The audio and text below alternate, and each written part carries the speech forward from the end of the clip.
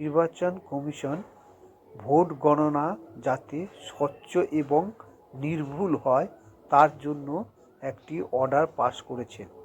সেই অর্ডারে বলেছেন নির্বাচন কমিশনের যে ভোট গণনা কেন্দ্র থাকবে সেই গণনা কেন্দ্রে যতজন কর্মী অর্থাৎ সরকারি বেসরকারি পুলিশ ও সিআরপিএফ এবং বিভিন্ন সব কর্মচারীরা যারা থাকবেন তাদেরকে মুচলেকা দিতে হবে।